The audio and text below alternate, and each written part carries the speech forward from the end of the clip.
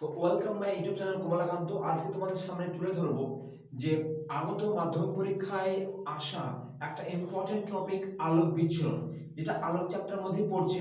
দুটো টপিক, আলোক প্রতিফলন এবং আলোর প্রতিসরণ। এটা আগের ভিডিওতে অ্যানালাইসিস করা হয়েছে।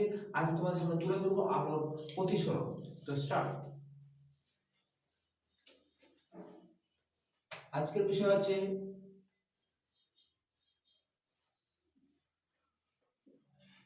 আলোক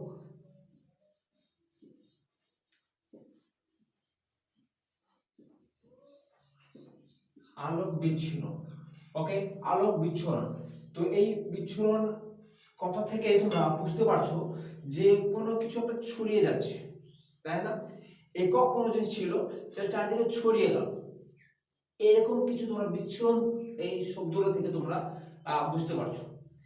ওটাই বিচ্ছুরণ, মানে ওটাই এখানে বোঝাবে যে একটা লাইটের ক্ষেত্রে এখানে হবে লাইট রে পড়বে এবং সেই লাইট রে গুলো চারিদিকে ছড়িয়ে যাবে,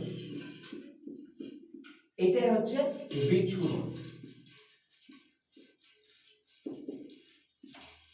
তো এই বিচ্ছুরণটা, এই যে লাইটের যে বিচ্ছুরণগুলি হলো, এই বিচ্ছুরণটা এমনি এমনি ঘটবে না। আমরা কি দেখতে পাই যে সূর্যের আলো সাদা কালো হলুদ এসব ভেঙে গেল? একমাত্র হয় রামধনু, সেটা বিশেষ একটা কন্ডিশন রয়েছে। কিন্তু ইন জেনারেল এই এয়ার মিডিয়ামে বা সাধারণ মিডিয়ামে এই বিচ্ছুরণ দেখা যাবে না। তাহলে কি করতে হবে?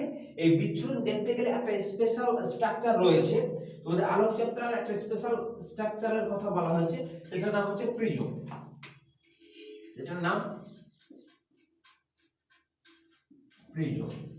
এই প্রিজমের ওপর যদি কোনো আলোক রশ্মি পড়ে, তো সেটা যে কম্পোনেন্ট অফ লাইট দিয়ে, যে উপাদান দিয়ে ওই লাইটটা তৈরি, সেইগুলো সেই উপাদানে ভেঙে যাবে। এটা হচ্ছে প্রিজমের বৈশিষ্ট্য। তোমাদের মনে হতে পারে যে প্রিজমটা কেমন? তো দেখো, প্রিজমের স্ট্রাকচার আমি এখন তোমাদের সামনে তুলে ধরবো। প্রিজমটা মোটামুটি এইরকম।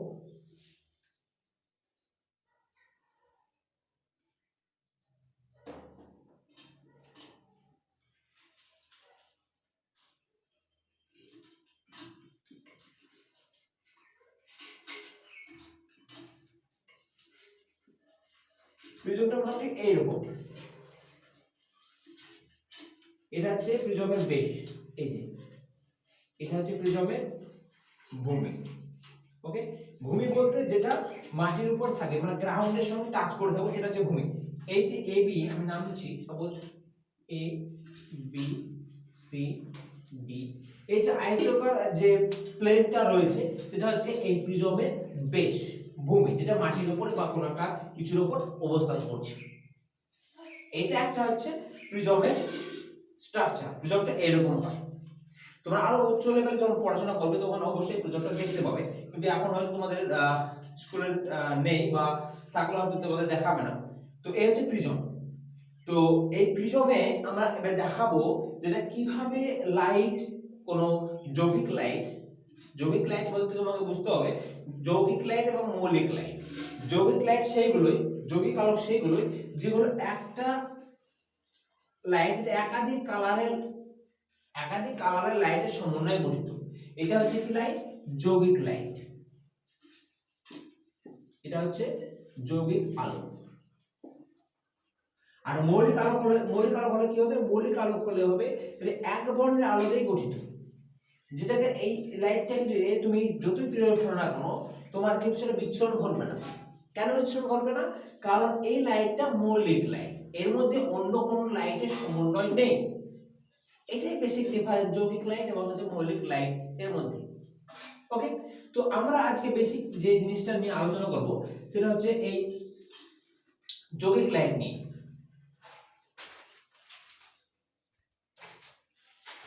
তো আজকে তোমাদের সামনে তুলে ধরবো যৌগিক লাইট এর বৈশিষ্ট্য এবং এটা কি ঘটবে দেখো প্রিজমে পড়লে।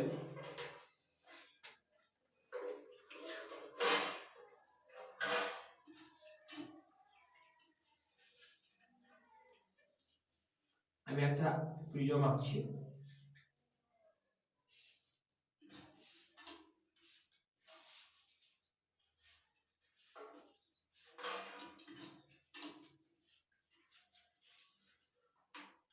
এ হলো একটা প্রিজম যার ভূমি এ বি সি এবং ডি।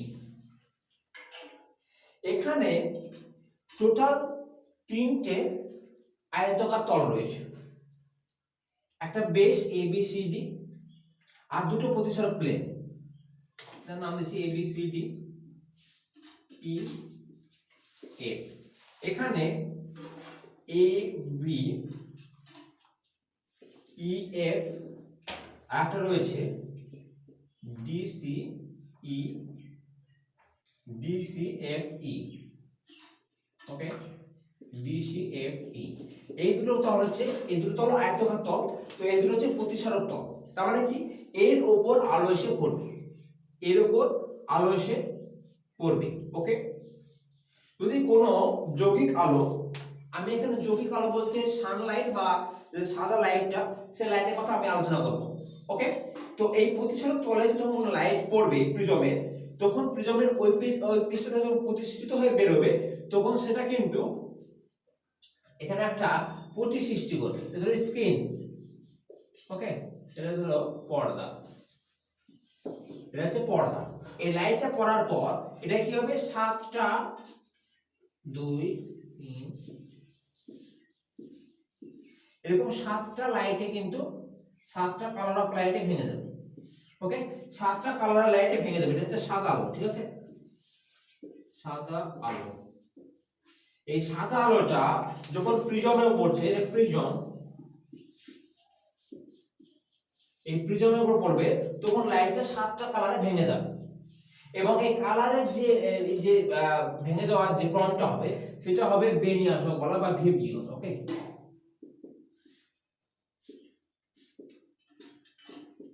এই যে ভিপজিও, ভিপ ভিটা নিচতে শুরু হবে, ভিপজিও নিচতে শুরু হবে উপর দিকে। ওকে, এই 7টা কালারে আলোতে ভেঙে যাবে এবং এগুলো দেখো, এগুলো প্রত্যেকটা কালারে ফার্স্ট লেটারটা নেওয়া হয়েছে।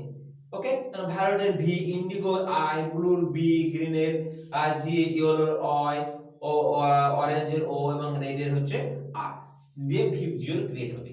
এটা কিন্তু শুধুমাত্র সাদা লাইটের ক্ষেত্রে। যদি অন্য কোনো লাইট যেটা দুটো মাত্র component of colour of light দিয়ে তৈরি, ধরো এই একটা লাইট, যৌগিক লাইট যেটা দুটো কালার মিশ্রিত হয়ে গঠিত হয়েছে, সেটা যদি কোনো প্রিজমের উপর পড়ে, সেটা কিন্তু দুটো কালারে ভাগ হবে।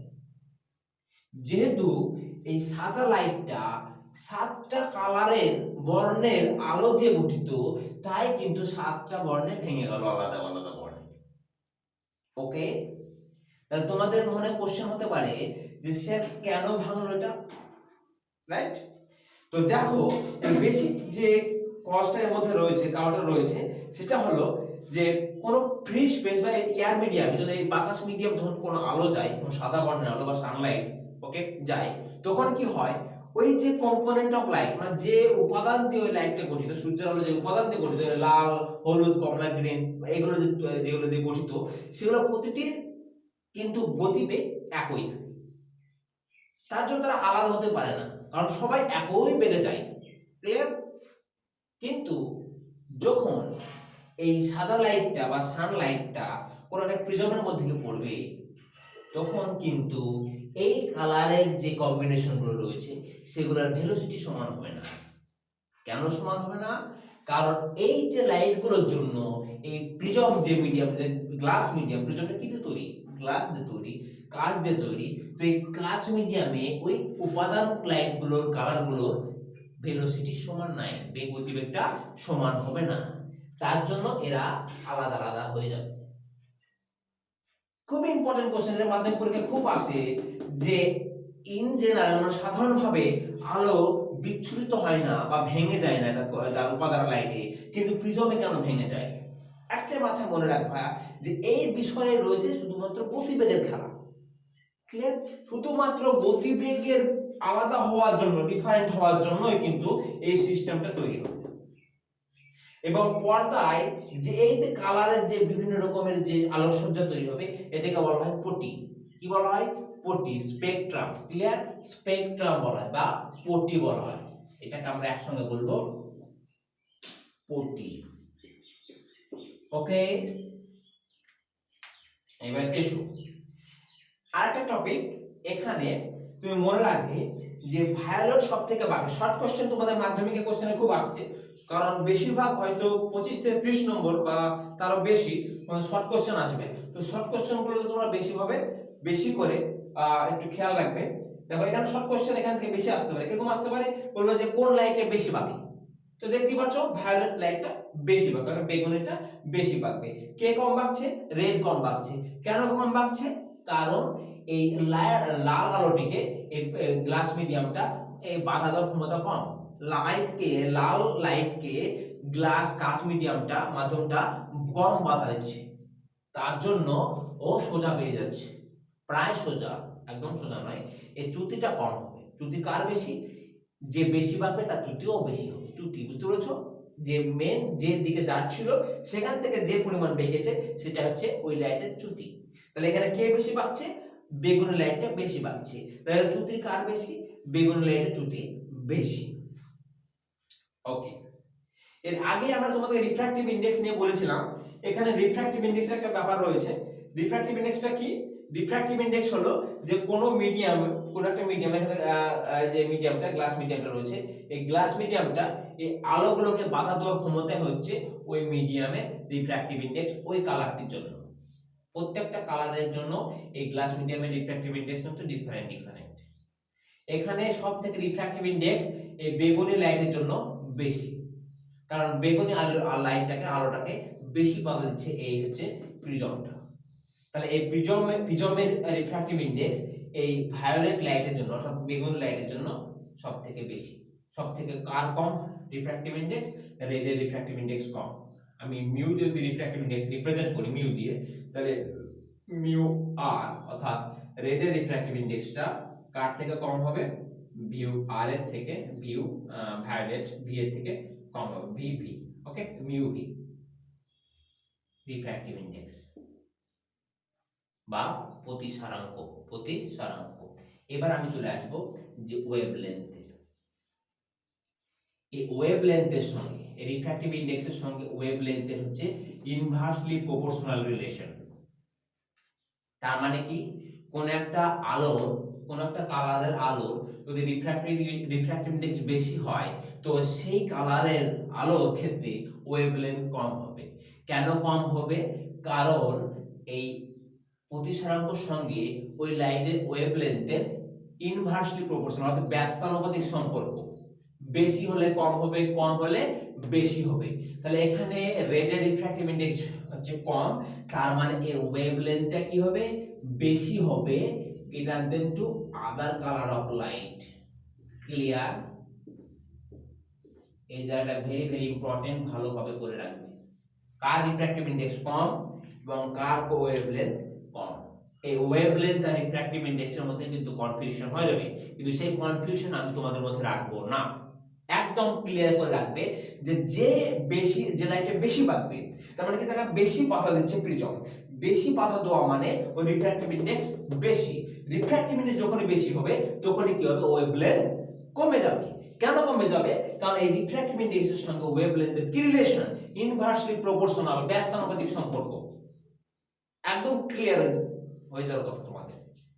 ওকে,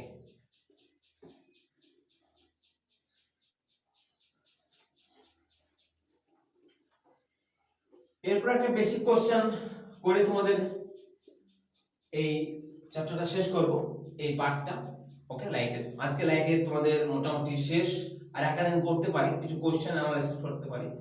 তো লাস্ট কোশ্চেনটা হলো যে তোমরা সবাই দেখেছো আকাশের দিকে তাকিয়েছো, আকাশটা কেমন দেখায়? বেসিক্যালি তোমরা দুপুরবেলার দিকে তাকাবে, দেখবে আকাশটা নীল রঙের দেখায়। আকাশ কি রঙের দেখায়? আকাশ দেখায় নীল রঙের। তো নীল রঙের আকাশ কেন দেখা যায়? এই কোশ্চেনটা ভালো করে পড়বে, কারণটা ভালো করে লক্ষ্য করো। যে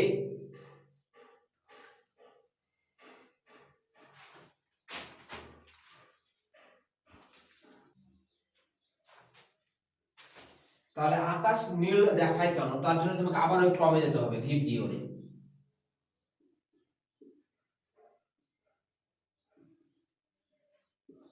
এই ভিভ জিওর এই দিকটা রিফ্র্যাক্টিভ ইন্ডেক্সটা নিচের দিকে রিফ্র্যাক্টিভ ইন্ডেক্সটা কি হবে, নিচের দিকে রিফ্র্যাক্টিভ ইন্ডেক্স হবে বেশি, এটা বেশি ম্যাক্সিমাম ধরো উপরে থেকে, আর এই ওয়েভলেন্থটা কি হবে, ওয়েভলেন্থটা হচ্ছে মিনিমাম, ওয়েভলেন্থটা হচ্ছে মিউ, ওয়েভলেন্থটা হচ্ছে মিনিমাম।